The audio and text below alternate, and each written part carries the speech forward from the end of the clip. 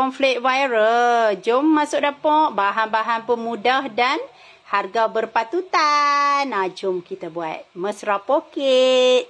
Jom masuk dapur. Tengok biskut kita. Crunchy. Memang sedap. Jangan lupa cuba. Okay, mula-mula kita akan masukkan. Ini saya guna margarine buttercup. Untuk resepi ni, kita gunakan sebanyak 1 cawan. Yang ni setengah cawan. Jadi kita kena buh lagi 1 lah. Beli sukatan ni pun senang juga. No? Senang je. Nak buat biskut ni mudah je. Nak guna pure butter pun boleh yang. Kalau tak ada, tanya CF. CF margarine boleh ke? Boleh lah. Kita yang nak makan. Okey.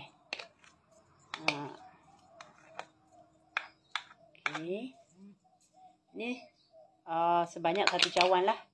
CF boleh 2 sebab CF punya cawan yang 1 cawan tu tak tahu hilang mana. Bismillahirrahmanirrahim. Untuk gula pula CF pakai brown sugar. Bismillah. Brown sugar gula perang. Kalau hampa tak ada guna gula biasa pun boleh. Okey, guna gula pasir pun boleh lah kalau hampa tak ada gula perang. Okey. Bismillahirrahmanirrahim. Kita gaul saja. Sampai dia campur lah. Kalau hampa tak ada, boleh buat guna gula icing nah. Tak ada masalah pun. Bila kita dah nampak macam ni, kita dah boleh masukkan telur. Bismillahirrahmanirrahim. Masukkan 2 biji telur. Kemudian, Bismillahirrahmanirrahim, masukkan esen vanila. Ini kacau lagi. Okey, yang ni pun sangatlah mudah ya. Sangatlah mudah biskut ni. Okey, bila dah nampak macam ni kan, tekstur dia, kita akan masukkan tepung. Untuk resepi ni, kita menggunakan tepung naik sendiri. Yang ni lah saya pakai. Bismillahirrahmanirrahim. Sebanyak 2 cawan 1/3. Hampa follow je caption ada di atas. No, ada resepi dah CF bagi dah kat hampa. Okey, sebabkan cawan CF ni yang 1 cawan tu hilang, jadi kita kena ni lah, sukat betul-betul lah. 2 cawan setengah untuk 1 adunan. Okey. Tepung naik sendiri, nanti nak piping jangan piping besar-besar sebab dia akan kembang untuk biskut ni dia kembang. Jadi jangan letak besar-besar. Okey. 2 cawan cukup. Sebab saya perlukan 4 lah. Setengah kan. Lepas tu, yang ni pula 1/3. Ada di caption. Hampa pergi cari je. Sukatan ni ada dekat kedai-kedai lah. Bakery shop pun ada. Senang guna sukatan ni. Sebab ada yang tanya nak cawan kan. Biasa kan kita bagi gram. Bismillahirrahmanirrahim. Okey, yang ni. Okey, dah. Okey, siap. Lepas tu kita kacau pelan-pelan. Untuk resepi ni, dia tak terlalu keras dan tak terlalu lembek. Okey, pelan-pelan je. Jangan kuat-kuat. Sebab ni tepung naik sendiri, cik. Dia akan kembang biskut kita nanti. Okey, sikit lagi. Resepi ni pun kita kena masuk dalam piping bag juga nah. Dia begini. Tekstur dia begini. Tak lembek, tak keras. Bismillahirrahmanirrahim. Masukkan dalam piping bag. Macam ni. Masuk dalam piping bag lah.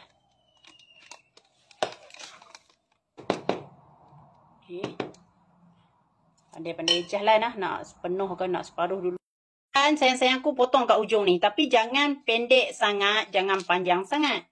Agak-agak macam ni okey. Macam ni. Okey. Tak mau besar sangat. Sebab nanti dia kembang untuk biskut ni. Siapa kata buat biskut susah? Tak susah. Senang. Okey, hanya ada kerajinan. Lepas tu minat. Dia kena ada minat jugalah. Macam berkebun. Kalau tak ada minat, bila hari rajin je lah buat. Tapi kalau ada minat, orang kata susahnya nak buat. Senang je yang. Okey, jadi jangan lupa sayang-sayangku, tolong buat. Bila kita buat sendiri, puas makan. Anak-anak pun suka biskut kan. Lagi-lagi bukanlah buat hari-hari. Hari-hari raya je. Tapi kalau si nak makan, tak tunggu raya. Buat sendiri yang. Okay. Selamat mencuba. Jom tak kita nak bakar lah. Senang je yang. Senang betul. Nak buat besar apa buat besar. Tapi hak ni dia memang akan kembang. Tak payah besar sangat lah. Tapi tengok juga ada orang dia suka buat biskut dia besar-besar. Terpulang. Tak ada masalah. Okay. Kita nak piping dia. Bismillahirrahmanirrahim.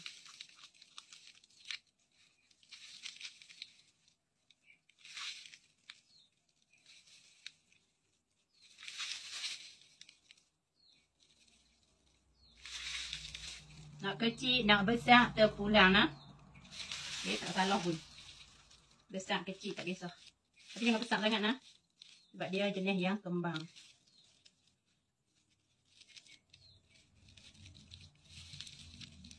Okay, comel.